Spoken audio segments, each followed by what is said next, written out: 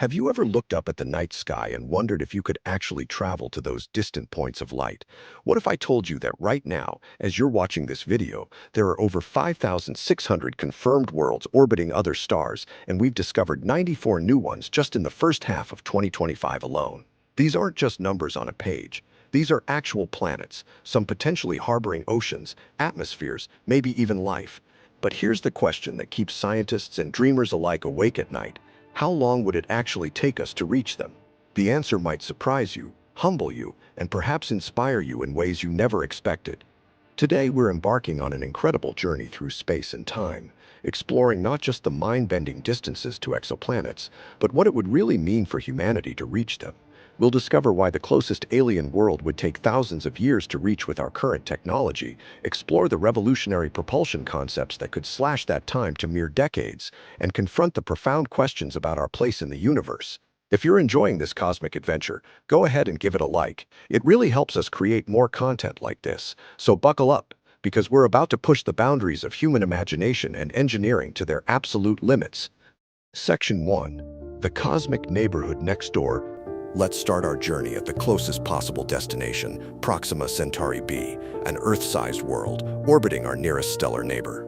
At 4.2 light-years away, this exoplanet sits practically on our cosmic doorstep. But don't let that fool you into thinking it's a quick trip.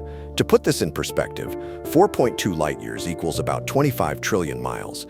That's the same as circling Earth's equator 1 billion times. Now, you might wonder, why do we measure cosmic distances in light-years anyway? A light-year represents the distance light travels in 1 year, zooming through space at 186,282 miles per second. Nothing in the universe travels faster than light. It's the ultimate cosmic speed limit set by the laws of physics themselves. When we say Proxima b is 4.2 light-years away, we're literally saying that the light we see from that world left its surface 4.2 years ago. We're always looking into the past when we gaze at the stars. Concerned, here's where reality delivers its first sobering blow. The fastest spacecraft humanity has ever built, NASA's Parker Solar Probe, reaches speeds of about 430,000 miles per hour when it swings close to the sun. That sounds incredibly fast, and it is. You could fly from New York to Los Angeles in under 25 seconds at that speed.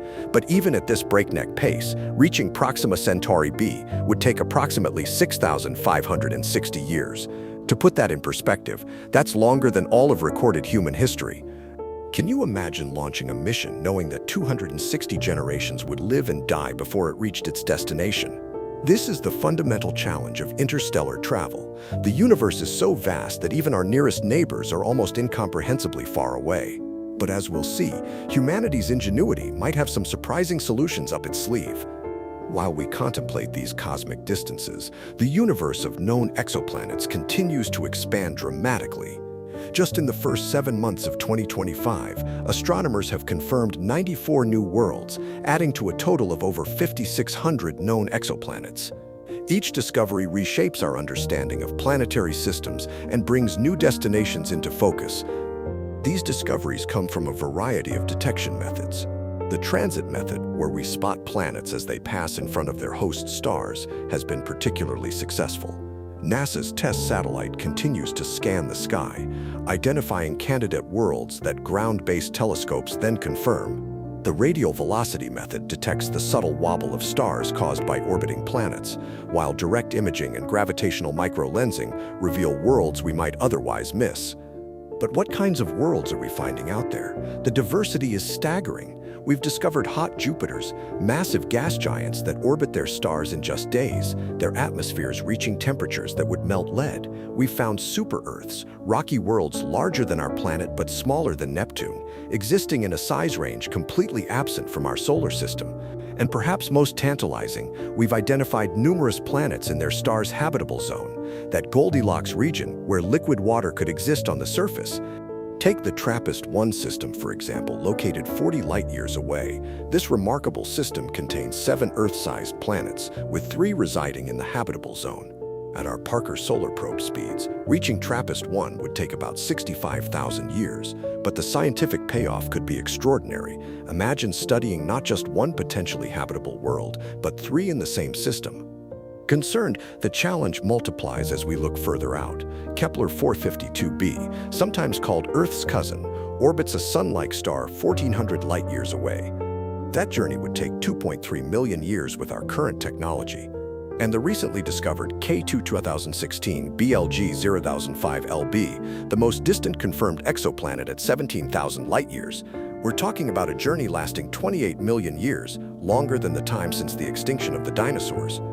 But what if we didn't have to accept these crushing timescales?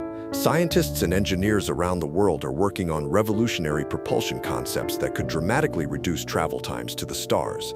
Let's explore these fascinating possibilities. First up is fusion propulsion. Unlike the chemical rockets we use today, fusion rockets would harness the same process that powers the sun. By fusing hydrogen atoms into helium, these engines could theoretically achieve speeds of 5 to 10% the speed of light.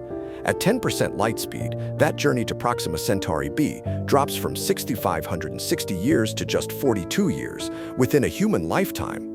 The British Interplanetary Society's Project Daedalus, conceived in the 1970s, envisioned an unmanned probe powered by fusion that could reach Barnard's star in 50 years. While we haven't yet achieved controlled fusion for power generation on Earth, recent breakthroughs at facilities like the National Ignition Facility offer hope that fusion propulsion might become reality within this century. Even more exotic is the concept of antimatter propulsion. When matter and antimatter meet, they annihilate each other in a burst of pure energy, the most efficient reaction possible under the laws of physics. A spacecraft powered by antimatter could theoretically reach speeds of 50% the speed of light or higher.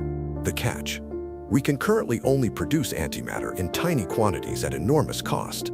The entire global production of antimatter wouldn't power a light bulb for more than a few minutes. But perhaps the most innovative approach doesn't involve carrying fuel at all. The breakthrough Starshot project, backed by the late Stephen Hawking and billionaire Yuri Milner, proposes using powerful Earth-based lasers to push tiny spacecraft equipped with light sails. These miniature probes, weighing just grams, could be accelerated to 20% the speed of light, reaching Proxima Centauri in just 20 years. While they couldn't carry humans, they could beam back invaluable data and images from another star system within a generation. And then there are the truly speculative concepts. The Alcubierre warp drive, inspired by Einstein's general relativity, suggests that we might bend spacetime itself to travel faster than light without actually moving through space. The energy requirements are currently beyond astronomical, and we'd need exotic matter that may not even exist. But the mere fact that the equations allow for such possibilities keeps physicists intrigued. Thoughtful, as we contemplate these vast journeys, we must confront a profound question. What does interstellar travel mean for humanity itself? Even with advanced propulsion cutting travel times to decades, we're still talking about voyages that would fundamentally transform the human experience.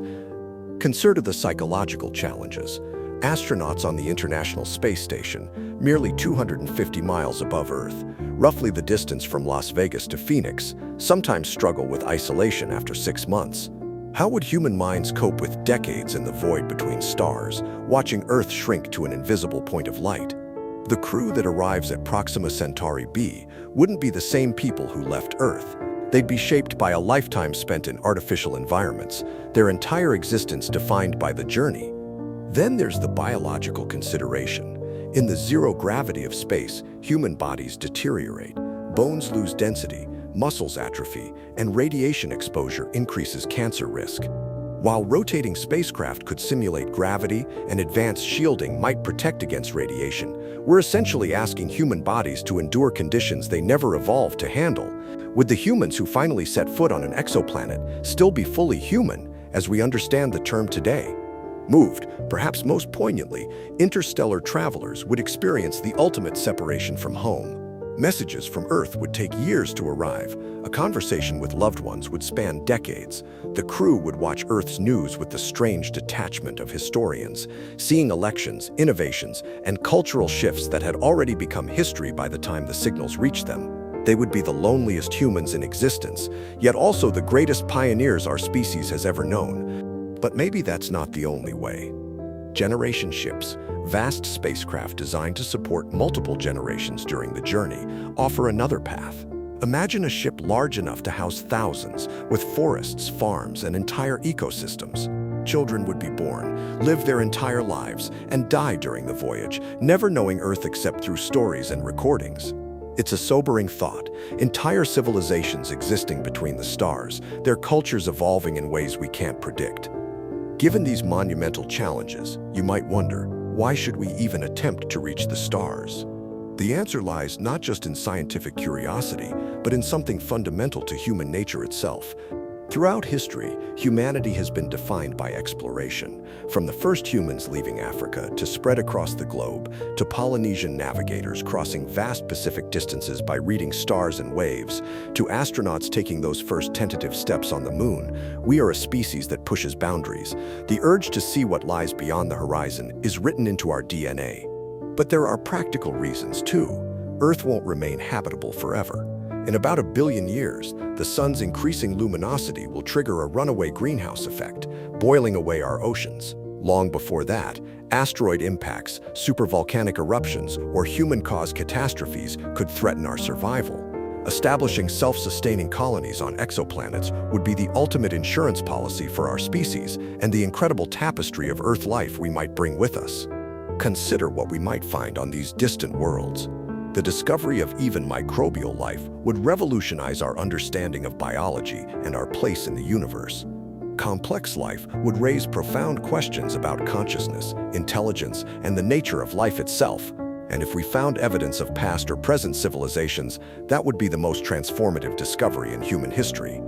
The technologies developed for interstellar travel would transform life on Earth too. Fusion engines would provide clean, limitless energy. Life support systems designed for generation ships could help us create sustainable ecosystems on Earth. Medical advances necessary for long-duration space travel would extend and improve human life everywhere. The journey to the stars wouldn't just take us to new worlds, it would make us better stewards of our own. The journey to the stars won't begin with a dramatic launch of an interstellar spacecraft. It's already beginning with every telescope pointed skyward, every exoplanet discovered, every breakthrough in physics and engineering. We're laying the groundwork now for journeys our great-grandchildren might undertake. Current missions like the James Webb Space Telescope are already studying exoplanet atmospheres, searching for biosignatures that might indicate life. Soon, next-generation telescopes will be able to directly image exoplanets, revealing details about their surfaces, weather patterns, and potentially even signs of technology. We're selecting our destinations before we have the means to reach them, a cosmic travel guide for future generations. Private companies are pushing the boundaries too. SpaceX's Starship, designed for Mars colonization, is teaching us about large-scale space habitation. Companies working on fusion power are solving problems that future Starship engineers will build upon. Even seemingly unrelated advances in artificial intelligence, genetic engineering, and material science are pieces of the interstellar puzzle. What role will you play in this grand adventure? Maybe you'll be the engineer who solves a crucial propulsion problem, the biologist who figures out how to maintain ecosystems in space, or the psychologist who helps prepare human minds for the ultimate journey. Or perhaps you'll be one of the millions who support and advocate for space exploration, understanding that the journey to the stars is not just for astronauts but for all of humanity. So, how long does it take to reach an exoplanet? With our current technology, thousands to millions of years, timescales that dwarf human civilization itself. But we've seen that human ingenuity offers paths to shrink those impossible distances to merely difficult ones. Fusion rockets could make the nearest stars reachable within a human lifetime. Light sails could send our robotic ambassadors within a generation. And who knows what breakthroughs await us in the coming decades. Perhaps the most profound realization is that the journey to the stars isn't really about the destination. It's about what we become in the attempt.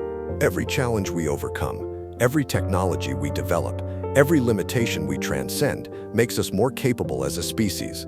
The stars call to us, not because the journey is easy, but because it represents the ultimate expression of human ambition and curiosity. Will humans ever walk on the surface of Proxima Centauri b, feel the warmth of TRAPPIST-1 on their faces, or watch a double sunset on a world we haven't even discovered yet? I believe the answer is yes, not because it's guaranteed, but because it's who we are. We are the species that looks up at impossible distances and says, "Challenge accepted." What do you think? Would you volunteer for a one-way journey to the stars, knowing you'd never see Earth again? Which exoplanet would you want to explore? Share your thoughts in the comments below. I'd love to hear your perspective on humanity's interstellar future. Thanks for joining me on this cosmic journey today. If you enjoyed exploring the mind-bending challenge of interstellar travel, Please hit that like button and subscribe for more adventures at the intersection of science and human ambition. Until next time, keep looking up at those stars. Our future homes are waiting out there, even if the journey to reach them will transform us in ways we can't yet imagine.